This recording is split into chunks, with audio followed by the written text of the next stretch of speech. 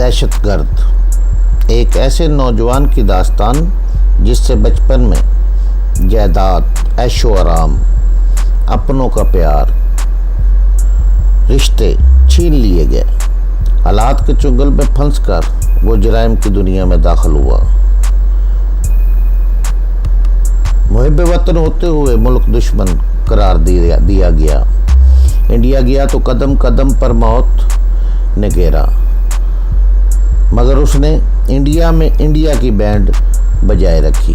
داستان کی طرف جانے سے پہلے چینل کو سبسکرائب کریں، لائک اور شیئر کر کے اپنی محبت کا ثبوت دیں۔ ایک دل ہلا دینے والی داستان، دہشت گرد۔ دہشت کس نمبر 97 اچانک مجھے ایسے لگا جیسے بوڑھا اپنے حریف سے مار کھا رہا ہو اور کمزور پڑتا جا رہا ہو۔ ایسا ممکن تو نہیں تھا کیونکہ میں اس بوڑھے کی جسمانی قوت اور پھرتی سے واقف تھا۔ میں نے ایک مرتبہ پھر غور سے دیکھا تو معلوم ہوا کہ وہ بری طرح زخمی ہے، کیونکہ اس کی دائیں آستین خون میں تار تھی اور اب بھی مسلسل خون بہہ رہا تھا۔ پھر اس کا سبب بھی سمجھ میں آ گیا۔ بوڑھے کے حریف کے ہاتھ میں چوڑے پھل کا خنجر تھا اور وہ بڑی مہارت سے بوڑھے پر وار کر رہا تھا۔ بوڑھے کی جگہ کوئی اور بھی ہوتا تو اب تک چھلنی ہو چکا ہوتا۔ خنجر بردار کے حملوں میں اچانک شدت آ گئی۔ بوڑھا اب دفاعی جنگ لڑ رہا تھا اور اس کے انداز سے لگ رہا تھا کہ کسی بھی لمحے حریف کا خنجر اس کے سینے میں پیوست ہو جائے گا۔ یہ صورتحال دیکھ کر میں تمام احتیاط کو بالائے طاق رکھ کر سامنے آ گیا۔ سامنے آتے ہی دیگر لوگوں کے میدان میں نہ آنے کی وجہ بھی معلوم ہو۔ ان میں سے 3 زمین پر آڑے ترچھے پڑے تھے، چوتھا میرے ہاتھوں مار کھا کے بے ہوش پڑا تھا۔ میں نے رائفل کی تلاش میں ادھر ادھر نظریں دوڑائی، مگر رائفل فوری طور پر مجھے نظر نہ آئی۔ یوں بھی فائر کرنے میں رسک ہی تھا، میری چلائی ہوئی گولی بوڑھے کو بھی لگ سکتی تھی۔ وہ موقع زیادہ سوچنے کا نہیں تھا۔ میں اچانک حملہ آور کے سر پر پہنچا۔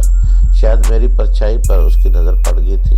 وہ بھڑک کر پلٹا اور خنجر تان کر میری طرف بڑھا۔ اس کے ہٹتے ہی بوڑھے یوگی کو میں نے زمین پر گرتے دیکھا۔ وہ اب تک شاید اپنی قوت ارادی کے بل بوتے پر مدافعت کر رہا تھا۔ خنجر بردار کے جسم میں گویا پارا بھرا ہوا تھا۔ اس نے مجھ پر تابڑ توڑ 6-7 وار کیے، جو میں پھرتی سے بچا گیا۔ میری کوشش تھی کہ کس طرح اس کا خنجر والا ہاتھ میری گرفت میں آ جائے، مگر وہ تو بجلی کی طرح ہاتھ چلا رہا تھا۔ اسے دیکھ کر مجھے ان روایتی بٹ بازوں کا خیال آیا جو رائفل یا ریوالور سے چلنے والی گولی کو بھی اپنی لاٹھی سے روکنے کا دعویٰ کرتے ہیں۔ اس وقت بھی اگر میں اپنے پیروں سے کام نہ لیتا تو آئندہ اس قابل ہی نہ رہتا کہ پیروں پر چل سکوں گا۔ ہر گزرتے لمحے کے ساتھ خنجر بردار کے حملوں میں شدت آتی جا رہی تھی۔ اس کے ساتھ ساتھ اس کے انداز میں جھنجھلاہٹ بھی تھی۔ وہ شاید اتنے طویل مقابلے کا عادی نہیں تھا۔ تقریباً 10 منٹ تک مجھ پر بے درپے حملے کرنے کے باوجود وہ میرے جسم پر خراش تک نہیں لگانے میں کامیاب ہوا تھا۔ پھر مجھے ایک موقع مل گیا۔ میں نے اس کے منہ پر کک رسید کی اور ایڑی کے بل گھوم کر دوسرے پیر سے اسی جگہ بیک کک رسید کر دی۔ وہ ذرا سا لڑکھڑایا، حالانکہ یہ کک ایسی تھی کہ مقابل اپنے پیروں پر کھڑا رہنے کے قابل نہیں رہتا تھا۔ اس کے حملوں میں شدت ٹوٹی تو میں نے جھپٹ کر اس کا خنجر والا ہاتھ پکڑ لیا۔ اس نے دوسرا ہاتھ چلایا جیسے میں نے دوسرے ہاتھ سے جکڑ لیا۔ پھر ہم دونوں میں زور آزمائی ہونے لگی۔ میرا حریف بلا شبہ نہ صرف پرتیلا تھا بلکہ غیر معمولی قوتوں کا مالک بھی تھا۔ میری کوشش یہ تھی کہ اس کی کلائی کا جوڑ علیحدہ کر دوں، مگر وہ مجھے ایسا لگ رہا تھا جیسے میرے ہاتھوں میں انسانی کلائیوں کی بجائے اسٹیل کے راڈ ہو۔ میں نے تنگ آ کر گھٹنے سے اس کے پیٹ پر زبردست وار کیا، مگر اس پر کوئی اثر نہ ہوا۔ اس کے بے جنات طاری ہونے لگی تھی۔ میں جلد از جلد اس کھیل کو ختم کرنا چاہتا تھا۔ اس آنی انسان نے میری خود اعتمادی بلکہ غرور کو پاش پاش کر دیا تھا۔ مجھے اپنے ناقابل تسخیر ہونے کا کچھ ذوق ہو چلا تھا۔ میں اپنی گرفت کو آنی شکنجے سمجھنے کی خوش فہمی میں مبتلا ہو گیا تھا، مگر شاید اللہ کو یہ میرا غرور پسند نہ آیا تھا۔ پھر گویا مجھ پر بھی جنون سوار ہو گیا۔ میں نے فیصلہ کر لیا کہ کہ اس खबीस को ठगाने लगाऊंगा या खुद मार जाऊंगा। इसकी खंजर वाली कलाई मेरे हाथों में ही थी और बायां हाथ मेरे दाएं हाथ में था। हाथ क्या, इसकी उंगलियां मेरी उंगलियों में फंसी हुई थी। फिर मुझे ऐसे लगा जैसे वो अब तक मुझे बच्चा समझकर खिला रहा हो, क्योंकि अब उसने मेरा दायां हाथ मरोड़ना शुरू कर दिया था। मुझे यूं लगा जैसे मेरे हाथ कंधे से अलहदा हो जाएंगे। मैंने अचानक उसे अपनी तरफ खींचकर उसकी नाक पर भरपूर टक्कर मारी। वो लड़खता हुआ दूसरी तरफ गया। टक्कर मारने से मेरा दिमाग तो मेरा भी झंझला गया था, मगर इसकी परवाह किए बगैर मैंने बिदर पे इसकी नाक पर मुसलसल 3 टक्करें मारी। उसकी गिरफ्त ढीली पड़ गई और वह सर झटकने लगा। मैंने झटका देकर खंजर उसके हाथ से निकाल दिया। फिर उससे पहले कि वो संभलता, मैंने उसका हाथ छोड़कर और उसकी पेशानी पर इतना जोरदार पंच मारा कि वो उछलकर दूर जा गिरा। मेरा ये पंच किसी आम आदमी को पड़ा होता तो उसकी खोपड़ी चटक गई होती, मगर उसके जिस्म में शायद कोई बदरूह हलूल कर गई थी कि वो एक मरतबा फिर उठने की कोशिश करने लगा, मगर मेरी भरपूर स्ट्रेट किक ने उसे दोबारा जमीन चाटने पर मजबूर कर दिया। अचानक मेरी नज़र इस खंजर पर पड़ी जो हमलावर के हाथ में से छूट गया था। मैंने झपट कर वही खंजर उठा लिया और दुश्मन के उठने का इंतजार करने लगा। मैं गिरे हुए दुश्मन पर वार करने का कायल नहीं हूँ, वैसे इस बात का मकान ना होने के बराबर था, मगर मुझे ये देखकर हैरत हुई कि वो एक मरतबा फिर उठ खड़ा हुआ। उसके उठते ही मैंने खंजर से वार करने के बजाय फल की तरफ से पकड़कर पूरी कुव्वत से उसकी तरफ फेंक दिया। खंजर उसके सीने के बिल्कुल वस्त में दस्ते तक व्यवस्थ हो गया। इससे ने पहले बेयकीनी से मुझे देखा, फिर सीने में व्यवस्थ खंजर को देखा और धड़ाम से जमीन पर गिर गया। मैंने तासुब भरे अंदाज में उसे देखा, फिर मुतात अंदाज में इर्द गिर्द का जायजा लिया कि वादा इनका कोई और साथी वहाँ छुपा हुआ न हो, और वहाँ कोई नहीं था। फिर मैं बूढ़े की तरफ मतवज्जो हुआ। उसका खून ज्यादा बह गया था और वो उखड़े उखड़े सांस ले रहा था। मैंने उससे उठाने की कोशिश की, मगर उसने नईफ लहजे में कहा, तुम जल्दी से कांता को बुला लो।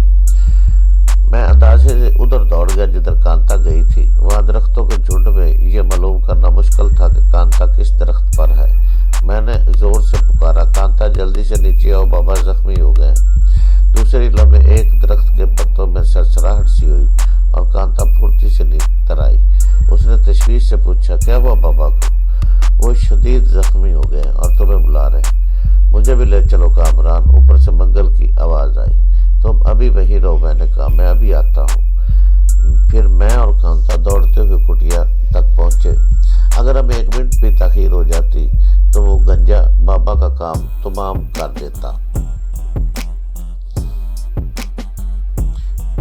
जो सबसे पहले मुझसे उलझा था, उसने अपने मुर्दा साथी के सीने में से खंजर निकाल लिया था। अब वो खंजर लिए हुए बाबा की तरफ बढ़ रहा था। बाबा पर नीम गनूदगी सी तारी थी। वो इससे बेखबर था कि मौत दबे पांव उसकी तरफ बढ़ रही है। हमारे और उसके दरमियान फासला ज्यादा था। जब तक उसके नज़दीक पहुंचता वो बाबा का काम तमाम कर चुका होता। मेरे पास रिवाल्वर होता तो कोई मसला ही नहीं था। मैंने किसी बड़े से पत्थर की तलाश में इधर उधर नजरें दौड़ाई, मगर मुझे पत्थर उठाने की जरूरत नहीं पड़ी। कांता ने न जाने कहां से बारीक फल का तेजदार खंजर निकाला और गंजे का निशाना लेकर पूरी कुव्वत से उसकी तरफ उछाल दिया। वो खंजर सुसराता हुआ गया और गंजे की गुद्दी में पेवस्त होकर आर पार हो गया। उसके बढ़ते हुए कदम अचानक रुक गया और हलक से खरखराहट सी खारिज होने लगी। फिर वो स्लो मोशन में गिरने लगा। मैं और कांता भाग के बाबा के पास पहुंचे। उसकी सांस मजीद उखड़ी हुई थी। कांता ने घबरा कर उसे आवाज दी, बाबा आंखें खोलो बाबा। उसने बमुश्किल तमाम आंखें खोली, फिर अटक अटक कर बोला, मुझे वो सफूफ पानी में मिलाकर पिला दो जो छोटी एक शीशी में है। कामरान तुम बाबा को उठाकर अंदर लाओ। यह कहकर वो तेजी से कुटिया में दाखिल हो गई। मैंने बाबा को दोनों हाथों पे उठाया तो मेरी दोनों आस्तीनें खून में लुथड़ गई। उसे कोई कारी जख्म लगा था जो खून अभी तक बह रहा था। وہ لاکھ طاقتور سی مگر خون کی کمی سے تو بڑے بڑے پلوان زندہ نہیں رہ سکتے۔ اس کی تو عمر بھی خاصی تھی۔ میں اسے اٹھا کر کٹیا میں لے گیا اور بہت احتیاط سے پیالی کے بستر پر لٹا دیا۔